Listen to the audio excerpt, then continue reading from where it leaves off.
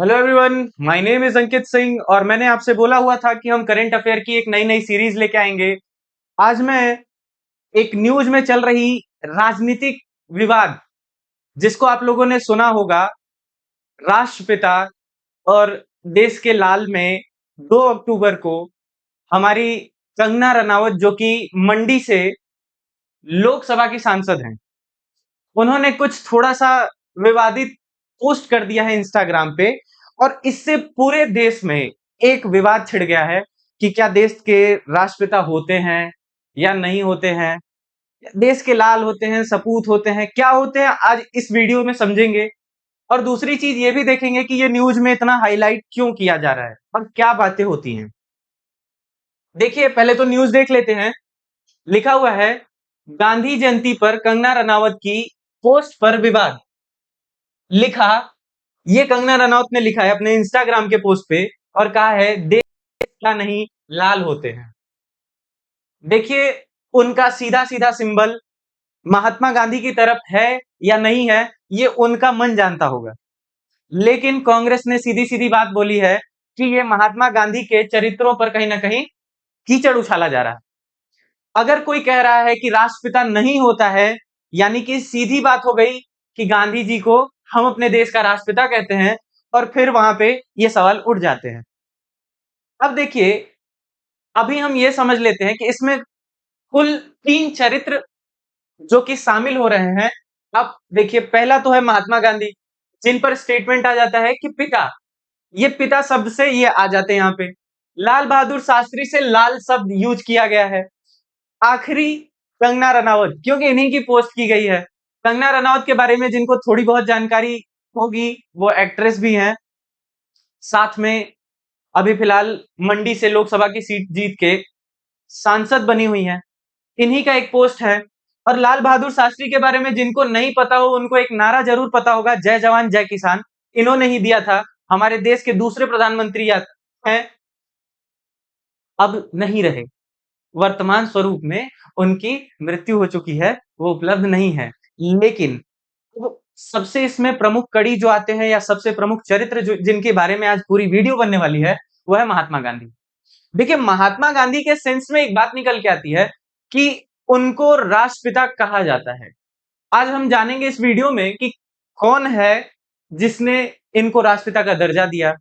अच्छा, इनके अन्य उपाधियां भी हैं, वो भी जानेंगे। थोड़ी इनकी जीवनी के बारे में भी सुनेंगे और ये भी देख लेंगे कि राष्ट्रपिता कहते क्यों हैं। इस भ्रम से दूर निकलेंगे कि क्या राष्ट्रपिता होना चाहिए, नहीं होना चाहिए, क्या होना चाहिए, ये बात आज हम समझेंगे।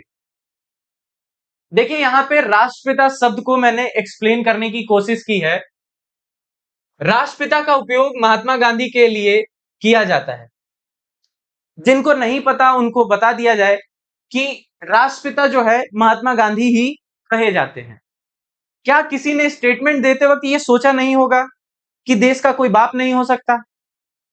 देखिए, जिसने भी दिया है वो बहुत पढ़ा लिखा इंसान है और वो आजादी के दौरान अहम भूमिका निभाने वाले व्यक्तियों में से एक है। तो यदि अगर ये बात कोई कह रहा है, तो किस तरीके की बात है ये, जो वो ये इतना नहीं समझ पाया जो कंगना रनावत जी हमारी समझ पाई हैं? क्या अन्य लोग जो नारा देते हैं कि राष्ट्र का पिता नहीं होता, राष्ट्र के, तो देखिए, इस पे बात उठ के आएगी कि पहली बार 4 जून 1944 को सुभाष चंद्र बोस ने महात्मा गांधी को सिंगापुर रेडियो पर एक संदेश देते हुए राष्ट्रपिता के नाम से संबोधित किया था। ध्यान से सुनिएगा, वो भारत में नहीं थे, क्योंकि आंदोलन सब अपने अपने स्तर से चला रहे थे। उस समय वो तत्कालीन परिस्थितियों में वो उस समय सिंगापुर में थे। जैसी परिस्थितियां भारत की बनी हुई थी, वो वहां से भारत को संबोधन कर रहे थे रेडियो के द्वारा। उसमें उन्होंने महात्मा गांधी के नाम के साथ राष्ट्रपिता जैसे शब्दों का उपयोग कर दिया। अब इस पूरी विवाद का कारण एक ही बन के आता है कि क्या महात्मा गांधी राष्ट्रपिता हैं या नहीं है। देखिए, मेरी अपनी जो समझ है, जिस आधार पर इन्होंने कहा है, जो व्याख्या इन्होंने दी है, उस पे उन्होंने एक ही बात लाइन लिखी हुई है कि देश शब्द, जो पॉलिटिकल साइंस की स्टूडेंट रहे होंगे, उन्होंने ये बात पढ़ा होगा कि देश भूभाग, क्षेत्रफल और तमाम चीजों से बनता है, लेकिन राष्ट्र वहां उस क्षेत्रफल में रह रहे नागरिकों से बनता है। यदि नागरिकों की संस्कृति एक समान है, तो वो राष्ट्र कहलाती है और नागरिकों के पिता हो सकते हैं, जो भारत माता के पिता नहीं हो सकते क्योंकि गांधी जी स्वयं अपने को भारत माता का सपूत मानते थे। तो वो उसका पिता बनने की कोशिश नहीं कर रहे हैं। या इनमें से किसी ने भी जो स्टेटमेंट बनाया है, उसमें महात्मा गांधी को भारत माता का पिता नहीं बनाया है। उन्होंने इस राष्ट्र में रह रहे लोगों का पिता बनाया है क्योंकि उनको सही मार्गदर्शन करने के लिए इन्होंने आजादी के दौरान स्वतंत्रता संग्राम में अहम भूमिका निभाई थी। लोगों को एकजुट किया था। साथ ही में ये कहा जाए जैसे हमारे घर में हमारे पिता हमारे भविष्य के उज्जवल भविष्य की कामना के लिए हमारा भाग्य निर्धारण करते हैं, हमें सही मार्गदर्शन करते हैं। महात्मा गांधी ने भी स्वतंत्रता संग्राम के दौरान ऐसा ही कुछ किया था। तो यहाँ राष्ट्रपिता शब्द महात्मा गांधी के लिए गलत नहीं है। यदि कोई ये समझता है कि वो देश का पिता कहलाते हैं, तो वो कहीं न कहीं शब्दों को समझ नहीं पा रहे हैं या उनकी समझ उनके शिक्षा के अनुसार ही रह गई है। दूसरी चीज ये है कि अब आगे चलते हैं कि इनको आधिकारिक रूप से सरकार ने भी स्वीकार कर लिया था। देखिए साफ-साफ शब्दों में कहूं तो हो सकता है नेहरू जी बहुत बड़े अंधभक्त हो सकते हैं, जिन्होंने सरकार अपने हाथ में ली, सरकार की बागडोर अपने हाथ में ली। उस वक्त महात्मा गांधी को उन्होंने बोल दिया होगा। लेकिन ये व्यक्ति तो सुभाष चंद्र बोस जी जो हैं, इन्होंने तो अपने हर कदम पर गांधी जी के रास्तों का विरोध किया। उनके मंतव्यों का विरोध नहीं किया, करने के तरीके, कार्य करने के तरीकों का विरोध किया है। तो इस अवस्था में ये कहना कि सब चाटुकार होके गांधी जी को ऐसा किए होंगे, तो ये गलत बात है। दूसरी चीज उस समय जनता जो हमारी जितनी पॉपुलेशन थी उन सभी ने स्वीकार किया था। तो हमें आज महात्मा गांधी के का आलोचना करना कहीं न कहीं ये अपनी समझ का प्रदर्शन कर रहा है कि हम कितने समझदार हो रहे हैं और कितने गँवार हो रहे हैं। देखिए, उसके बाद आके आगे एक बात आती है कि महात्मा गांधी को राष्ट्रपिता इसलिए कहा जाता है क्योंकि स्वतंत्रता संग्राम में उन्होंने देश को एकजुट किया था। जैसे एक पिता पूरे परिवार को एकजुट करके रखता है, उसका संचालन, उसका मार्गदर्शन सही डायरेक्शन में करता है, ये ठीक-ठीक वैसे ही इन्होंने स्वतंत्रता संग्राम के दौरान किया था। अब इन सारे शब्दों में एक चीज निकल के आई कि देश का पिता उनको नहीं कहा गया है, राष्ट्र का पिता कहा गया है। राष्ट्र शब्द की वास्तविक अर्थ संस्कृति से है, न कि उस भौगोलिक सीमा से है। देश भौगोलिक क्षेत्रफल के बारे में बात करता है, जबकि राष्ट्र शब्द भौगोलिक क्षेत्रफल के बारे में बात नहीं करता। इसके आगे बढ़ेंगे, थोड़े से महात्मा गांधी के बारे में हमें जानकारी होनी चाहिए, क्योंकि मैंने सोचा कि इस न्यूज में कुछ खासा है नहीं, इस व्याख्या के अधीन छोड़ी नहीं जा सकती इस वीडियो को। जिन्होंने महात्मा गांधी के बारे में थोड़ा बहुत जाना है तो ठीक है, अदरवाइज हम इस वीडियो में उनको महात्मा गांधी के कुछ इंफॉर्मेशन शेयर करते हैं। जैसे कि महात्मा गांधी का पूरा नाम जिनको नहीं पता वो जान ले, मोहनदास करमचंद गांधी था। उनका जन्म गुजरात में हुआ है, वर्तमान के गुजरात में उनका जन्म हुआ है। पोरबंदर जिला है, 2 अक्टूबर 1869 इस टाइम में इनका जन्म हुआ है। देखिए, हमारे भारत के इतने बड़े नेता का अगर ऐसी कुछ चीजें हमें ना पता हो तो ये हमारे लिए बहुत शर्मिंदगी की बात है कि किसी ने हमारे लिए इतनी मेहनत की, अपने जीवन का एक पूरा बहुमूल्य समय हम लोगों पर न्यौछावर कर दिया और उसके बावजूद उसके उपरांत हम उनको दे क्या रहे हैं, थोड़ा-सा सम्मान देने की बजाय, थोड़ी-सी जानकारी अपने पास रखने की बजाय हम उन्हें अलग-अलग नामों से संबोधित कर देते हैं। तो ये हमारी अपनी तुच्छ समझ की बात करती है।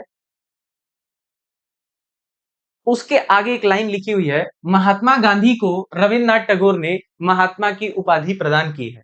देखिए, आज वर्तमान स्वरूप में कोई भी महात्मा गांधी का वास्तविक नाम बोलता ही नहीं है, उच्चारण भी नहीं करता। महात्मा शब्द जैसे शब्दों से ही हम लोग उनको कहीं न कहीं संबोधित करते हैं। ये शब्द जो दिया गया है, वो रविन्द्रनाथ टैगोर द्वारा दिया गया है। उनका मानना था कि जीवन में रहते हुए भी ये जिस तरीके के जीवन यापन कर रहे हैं, एक सामान्य सामाजिक जीवन में रहते हुए, वो एक महात्मा से कम नहीं है। दूसरों के बारे में सोचना, अपने से पहले दूसरों को रखना, ये सारी चीज़ें एक महात्मा और एक साधु संत के ही रूप में किया जा सकता है।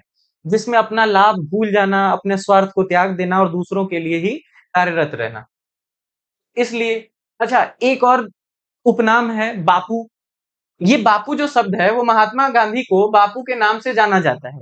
ध्यान से सुनिए, महात्मा गांधी को बापू के नाम से जाना जाता है। ये कैसे पड़ा? तो चंपारण आंदोलन एक हुआ है। जिन्हें नहीं पता होगा, मैं अभी नीचे की स्लाइड्स में इस बारे में व्याख्या करूंगा कि चंपारण आंदोलन कहां हुआ था और कब हुआ था। जिसे पहली बार चंपारण आंदोलन के दौरान एक किसान ने दिया था। इस पूरी नाम और उपनाम के बीच में जो महात्मा गांधी को नाम दिया गया है, उन्होंने स्वयं और स्वेच्छा से नहीं रखा है। लोग उनको देते गए हैं उनके क्रियाकलाप के अनुसार, उनके किए गए कार्यों के अनुसार, या उनको जो ठीक लगा कि ये इस नाम से अच्छे लगेंगे संबोधित करना, उनके लिए एक सम्मान की बात होगी, तो ये उन्होंने दिया है। खुद मोहनदास ने कभी ये एक्सेप्ट नहीं करना चाहा कि मुझे राष्ट्रपिता कहो, मुझे महात्मा कहो, मुझे बापू कहो। उन्हें तो बस अपने नाम के साथ बस उनका अपना नाम ले लो, एक जी लगा देना, सम्मान पूर्वक हो जाएगा। बस उनकी इतनी ही इच्छा थी। कभी उन्होंने किसी से ऐसे मांग नहीं की कि आप सम्मान करें। उन्हीं का एक स्लोगन है कि कोई अगर एक गाल पे आपके थप्पड़ मारे तो दूसरा गाल आगे बढ़ा दे।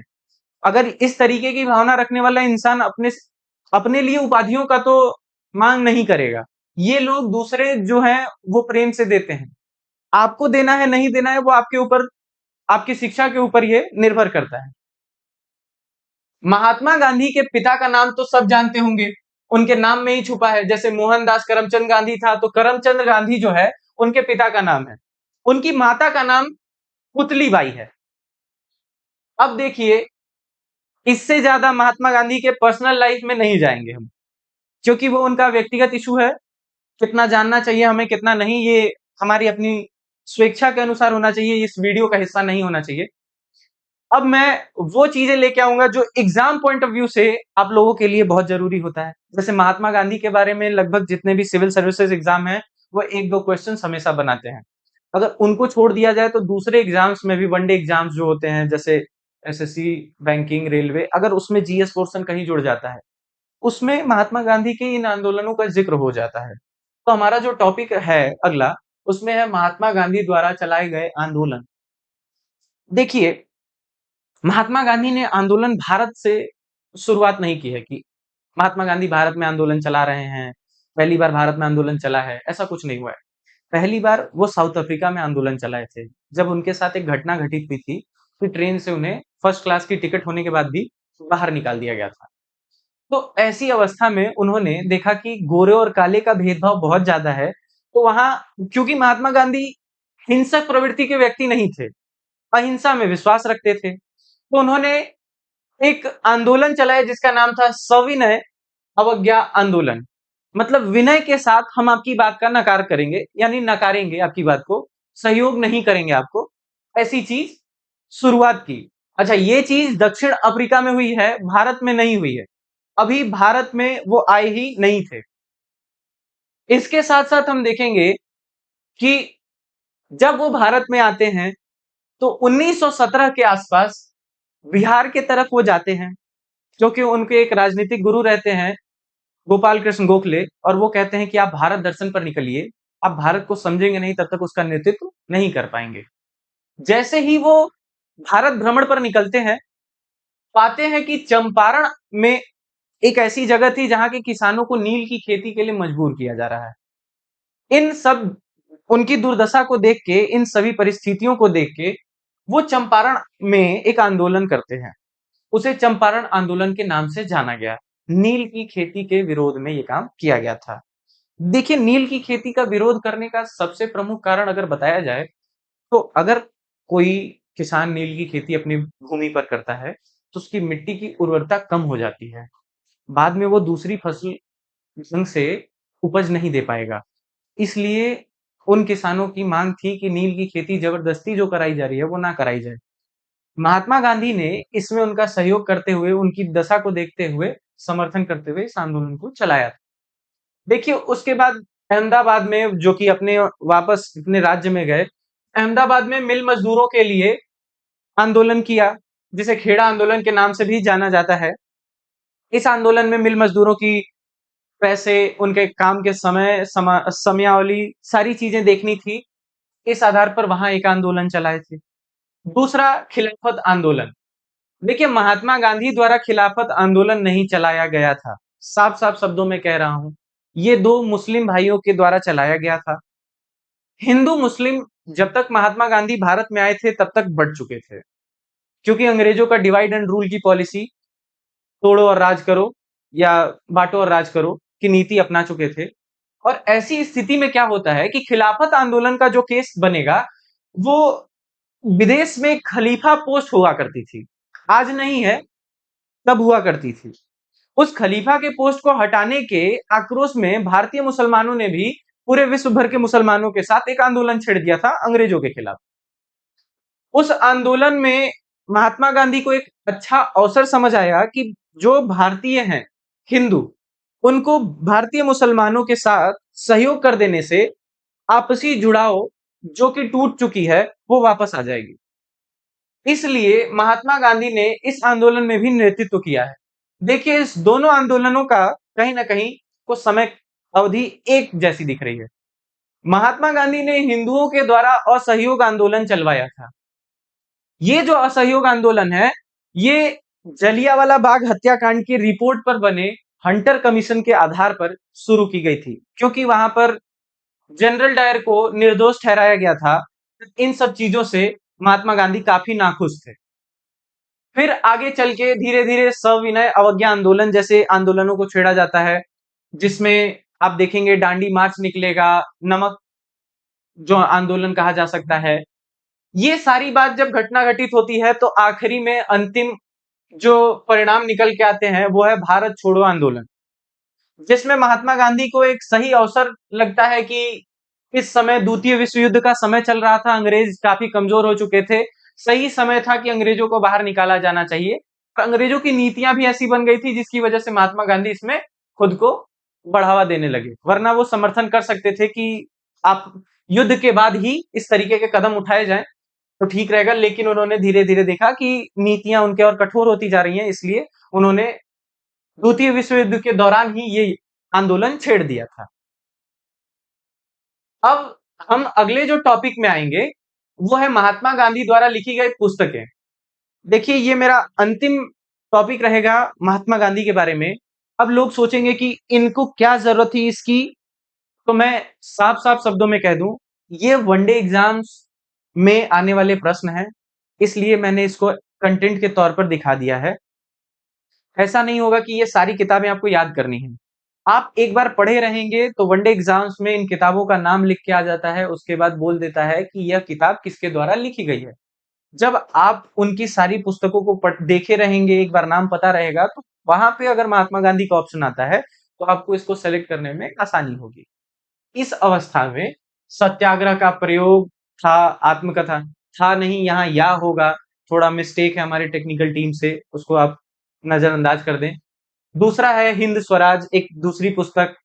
तीसरी राम नाम। चौथा मेरे सपनों का भारत। पांचवा संक्षिप्त आत्मकथा। उसके बाद दक्षिण अफ्रीका के सत्याग्रह का इतिहास, यानी ये जो आंदोलन वहां चलाए थे, सत्याग्रह जैसा क्लू निकाल के लाए थे वो उसको। उसके बाद देखिए गीता का बोध। गीता बोध है, लेकिन गीता का बोध उसमें दर्शन अपना बताएंगे कि गीता से उन्होंने क्या समझा था। ये दो बचे हुए हैं जिसमें बापू की सीख और मेरी जीवन कथा।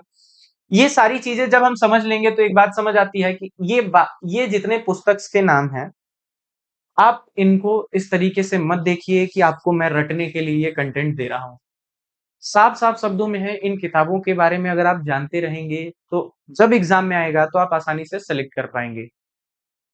अच्छा, इसके साथ आप एक बात और भी जान जाइए कि यंग इंडिया नाम की एक पत्रिका भी चलाए थे महात्मा गांधी ने। ये एग्ज़ाम्स में आए हुए हैं।